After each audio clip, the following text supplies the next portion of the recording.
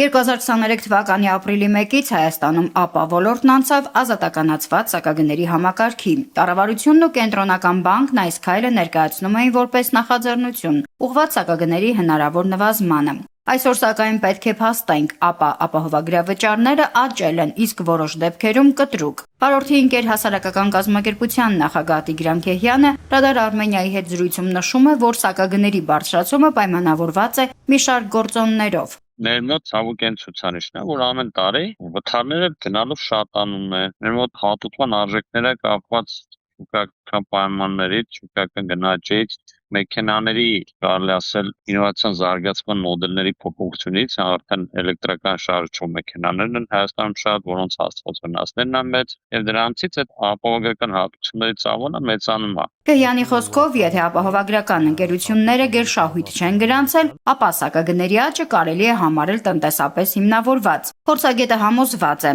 ԱՊԱ վճարների փոփոխությունն ուղղակիորեն կապված է վարորդների երթևեկության կարգապահության հետ։ Եթե վթարները քիչ լինեն, դրանով կնվազի թե հատուցման չափերը եւ դրանով էլ կարգավորվի արդեն վարորդներից գանձող ապվճարների սակագները։ Դա է միայն լուծումը այս համակարգի, այլ լուծում ես չեմ տեսնում։ Միաժամանակ Քեհյանը շեշտում է, որ ԱՊԱ-ն պարտադիր համակարգ է եւ վճարների բաշխումը պետք է լինի համաչափ ու սոցիալապես ընդունելի։ Դրա բաշխումը այնպեսի համաչափ պետք է լինի, քանի որ ինքը պարտադիր է, որ մարդկանց հասանելի լինի այդ ապահովագրական վճարը վճարել։ Մենք չենք կարող մի վարորդից 2 միլիոն գումար գրանցենք, իսկ մյուս վարորդից 10,000 դրամ։ ԱՊԱ ապահովագրական վճարները ձևավորվում են ոլորտում իրականացված հատուցումների հիման վրա։ Բացի թանկանալը, ես չեմ հասկանում, ասենք ոնց են հաշվում։ Ուրեմն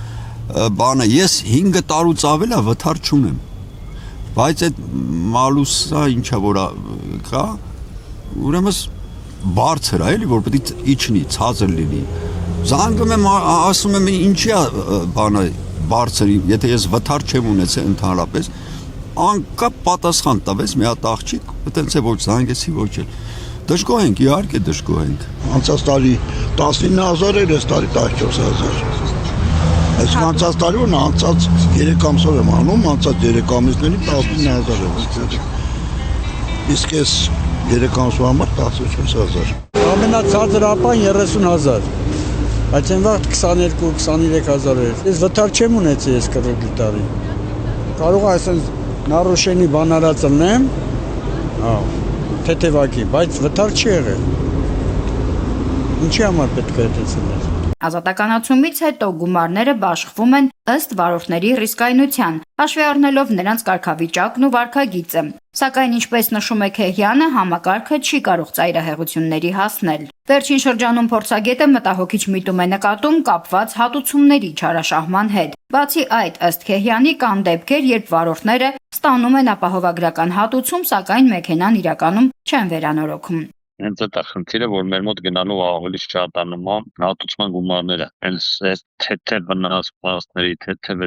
խազերի պատճառով բոլոր վարորդները փորձում են գումար աշխատել։ Այս ամենի հետևանքով ապահովագրական հատուցումների ծավալի աճը բերում է ԱՊԱ վճարների վերանայման եւ շատ վարորդների համար թանկացման։ Փորձագետը նշում է, որ խնդրի լուծման ուղղությամբ հնարավոր են կարգավորումներ վերանորոգման մոդելի ներդրման տեսքով, ունենալ լիցենզավորված կայաններ, որտեղ պատահարից հետո մեքենաները կուղարկվեն պարտադիր վերանորոգման։